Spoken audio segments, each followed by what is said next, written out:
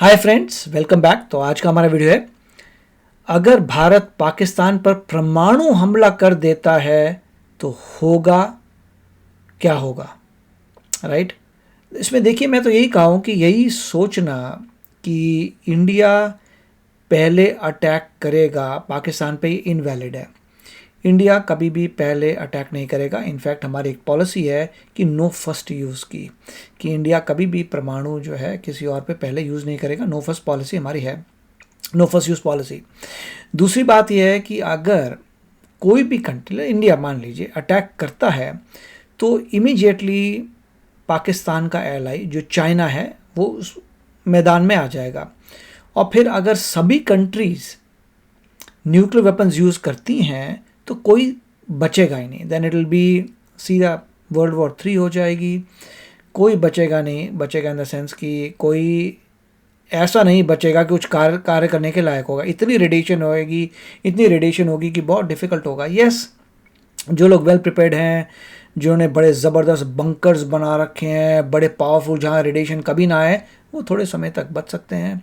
मगर खाएंगे पिएंगे क्या, पूरा इन्वायरमेंट तो पूरा ख़राब हो जाएगा। इट इज़ सिमिलर टू, आपने बहुत सारी मूवीज़ देखी होंगी जिसमें दिखाते हैं फ्यूचर जहाँ पे रेडिएशन की वजह से पूरा सत्यानाश हो गया है पूरी अर्थ का, और सभी लोग जो हैं कंटेंड एरिया में रहते हैं, कई लोग अंडरग्राउंड रहते हैं। ऐसे कई सारे मूवीज़ बनी हैं, तो वो मूवीज़ इंटरेस्टिंग है स्टडी करने में। मगर मुझे लगता है कि that is what will happen, कि न्यूक्लियर वेपन्स का कभी भी फर्स्ट यूज़ करना नहीं बनता है, और जो यूज़ करेगा, फर्स्ट यूज़ करेगा, उसके बाद बड़ी प्रॉब्लम आने वाली है। इनफैक्ट वो पूरे वर्ल्ड को वर्ल्ड वॉर 3 में ले जाएगा। तो चलिए देखते हैं वीडियो। जम्मू कश्मीर से अनुच्छेद 370 हटने के बाद से पाकिस्तान और भारत दोनों तरफ तनाव है।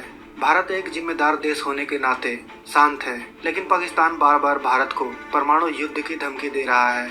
पाकिस्तान के बार बार परमाणु युद्ध की धमकियों से आजिज होकर भारत ने भी यह कहा है कि भारत अब अपने परमाणु हमले की नीति को बदल सकता है।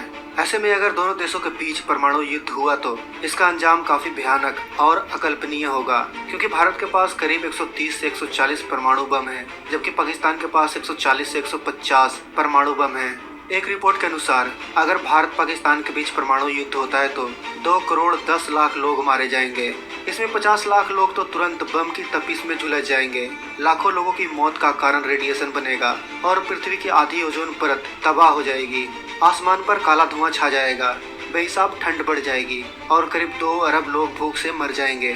अगर भारत पाकिस्तान के बीच परमाणु युद्ध होता है तो इसका प्रकोप सिर्फ एक शहर, एक प्रांत या एक देश तक सीमित नहीं रहेगा, बल्कि इस विनाश की चपेट में पूरी दुनिया आ जाएगी। पहले भारत हमला करे या पाकिस्तान, इससे कोई फर्क नहीं पड़ेगा, क्योंकि इस चिंगारी को कोई भी भड़काए, आग दोनों तरफ बराबर की लगेगी। भारत और पाकिस्तान के पास मिलाकर करीब 300 परमाणु हथियार है। अगर इनमें से आधे परमाणु हथियारों का भी इस्तेमाल हुआ तो क्या होगा, यह सवाल ही डरा देता है। पाकिस्तान के 5 बड़े शहर कराची, लाहौर, इस्लामाबाद, रावलपिंडी और पेशावर हैं। ये 5 शहर भारतीय परमाणु हथियारों के रेंज में हैं। 1945 में हिरोशिमा में जिस परमाणु बम ने विनाश किया था वो सिर्फ 15 किलो टन का था। भारत के पास इससे भी कई गुना खतरनाक परमाणु बम मौजूद है। अगर पाकिस्तान परमाणु जंग शुरू करता है तो भारत इन 5 शहरों को निशाना बना सकता है। इसके बाद ऐसी तबाही मचेगी जिसके बारे में सोचकर रूह कांप जाती है। अगर इस्लामाबाद पर 100 किलो टन का परमाणु बम फोड़ा गया तो धमाके से 0.79 किलोमीटर तक सब कुछ खत्म हो जाएगा। कंक्रीट की देखिए, सारी जो फुटेज आ रही है, सारी मूवीज़ हैं जिनमें इस चीज़ का बड़ा ज़बरदस्त डिपिक्शन किया है कि अगर न्यूक्लियर वॉर हो जाए तो क्या होगा। वो बात बिल्कुल सही है।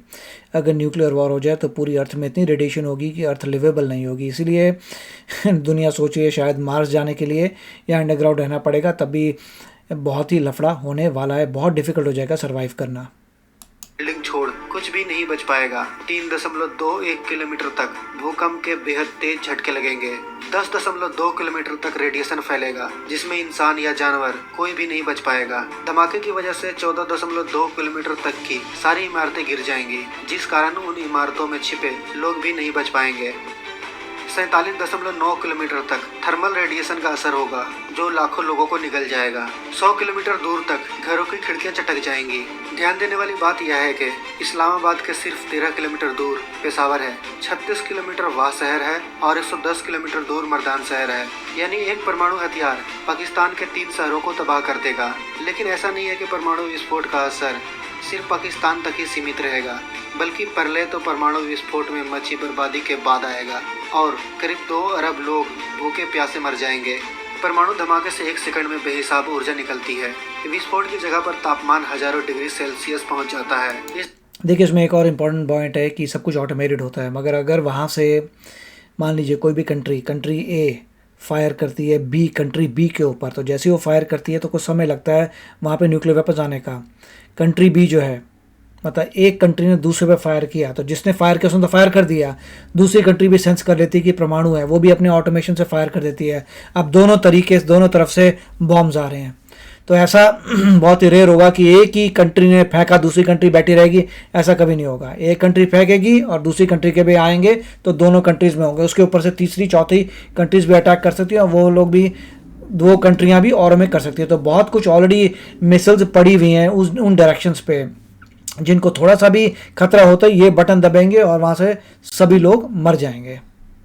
धमाके के बाद जो काला धुआं विस्फोट से निकलेगा वह पृथ्वी पर छा जाएगा। यह काला धुआं इतना भयंकर होगा कि इसके वजह से दिन में ही अमावस्या की रात की तरह हर तरफ अंधेरा छा जाएगा। अगर भारत पाकिस्तान के बीच परमाणु युद्ध हुआ तो इसका असर दुनिया पर कैसे पड़ेगा? वैज्ञानिकों ने जब इस पर शोध किया तो नतीजा चौंकाने वाला था। भारत पाकिस्तान के परमाणु युद्ध से निकला काला धुआं धीरे धीरे पूरी दुनिया पर छाने लगेगा। करीब 15 दिन में ही पूरी दुनिया में काला अंधेरा छा जाएगा। धुआं बेहद काला होगा जो सूरज की रोशनी को पृथ्वी पर आने से रोक लेगा, जिस कारण पृथ्वी का तापमान गिरना शुरू हो जाएगा। तापमान घटते घटते दुनिया में ठंड का मार बढ़ने लग जाएगा, जिस कारण पेड़ पौधे वनस्पतियां सब कुछ खत्म हो जाएंगे। परमाणु विस्फोट से निकले धुएं के कारण पृथ्वी पर मौसम चक्र खत्म हो जाएगा, यानी बरसात के बाद ठंड, ठंड के बाद गर्मी और गर्मी के बाद फिर बरसात आना बंद हो जाएगा। भारत पाकिस्तान में पहले ही जिंदगी दम तोड़ चुकी होगी। अमेरिका में भी खेत लहरा नहीं सकेंगे, जिस कारण दुनिया भर में भूख से दंगे फसाद शुरू हो जाएंगे। हिरोशिमा में परमाणु धमाके को 74 साल बीत चुके हैं, लेकिन आज भी वहां पैदा होते बच्चों में रेडिएशन का असर दिखाई देता है। भारत पाकिस्तान युद्ध तो उससे सैकड़ों गुना ज्यादा विध्वंसक होगा, जिसका असर सन 2119 से लेकर सन 2219 तक रहेगा। भारत और पाकिस्तान दोनों देशों के पास परमाणु हथियार है। पाकिस्तान के पास 150 परमाणु हथियार हैं, जिसमें से 66% जमीन से मार करने वाले बैलिस्टिक मिसाइल पर मौजूद हैं। वहीं भारत अपने 56% परमाणु हथियारों को मिसाइल द्वारा पाकिस्तान पर दाग सकता है। पाकिस्तानी लड़ाकू विमान 38% परमाणु हथियारों को दाग सकते हैं, जबकि भारत अपने फाइटर प्लेन से 45% परमाणु हमला कर सकता है।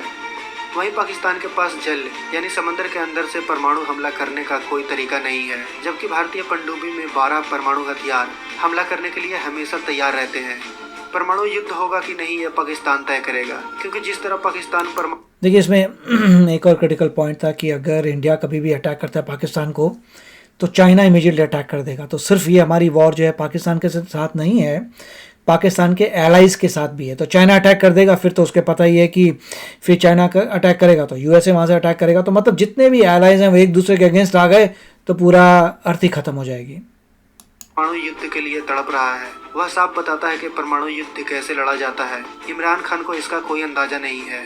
परमाणु युद्ध की रणनीति जल, थल और आकाश से तय होगी। पाकिस्तान का कुल क्षेत्र 7 लाख वर्ग किलोमीटर का है, जबकि भारत का क्षेत्र 32 लाख वर्ग किलोमीटर से भी ज्यादा का है। यानी महाराष्ट्र, मध्य प्रदेश, राजस्थान को भी मिला दिया जाए तो वह भी पाकिस्तान से बड़े होंगे। ऐसे में पाकिस्तान अगर भारत पर पहले हमला करता है तो भारत तब भी खड़ा हो जाएगा, लेकिन भारत के आक्रोश के सामने पाकिस्तान भस्म हो जाएगा, जिसकी तपिश पूरी दुनिया को झेलनी पड़ेगी। कुल मिलाकर देखा जाए तो पहले हमला कोई भी करे, हार दोनों देशों की होगी। जी हाँ दोस्तों, हार दोनों देशों की होगी।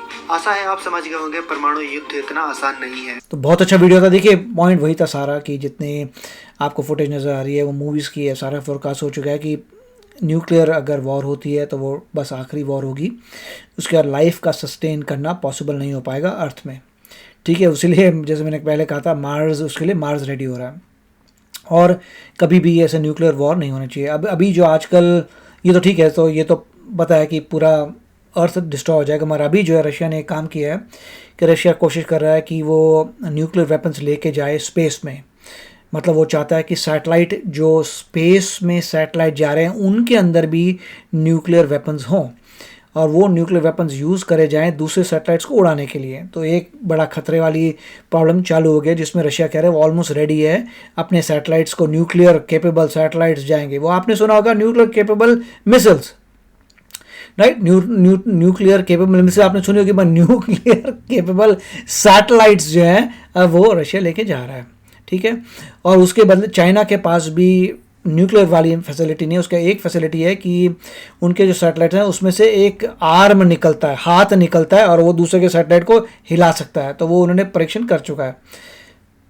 दूसरा, सभी कंट्रीज के बाद इंक्लूडिंग इंडिया के पास भी वो मिसाइल्स हैं जो स्पेस में जाके सैटेलाइट को उड़ा सकते हैं। तो मतलब सैटेलाइट को उड़ाना तो ठीक है, सभी के पास मिसाइल्स हैं, सभी का मतलब मेन कंट्रीज का मिसाइल्स हैं जो अर्थ से फायर करेंगे, ऊपर जाएंगी स्पेस में और सैटेलाइट को उड़ा देंगी, फाइन। मगर अब आ रहे हैं न्यूक्लियर केपेबल सैटेलाइट जो रशिया लेके आ रहा है, और चाइना के पास ऑलरेडी वो वाले सैटेलाइट हैं जिसमें एक आर्म जाता है, हाथ जाता है, और वो आसपास के सैटेलाइट को पकड़ के हटा सकता है, साइड में उसका ट्रैजेक्टरी पूरी ख़राब कर सकता है। तो ये इतना हो चुका है।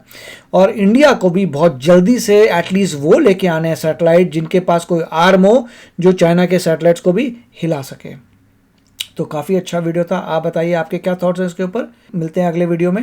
Take care, bye bye. तो अगर आप मेरे इस चैनल पे नए हो तो जल्दी से सब्सक्राइब के बटन को हिट करो और बेल आइकन को क्लिक करो, ताकि आपको मेरा जब नया वीडियो मैं लगाऊं आपको उसके बारे में जल्दी से पता चल जाए।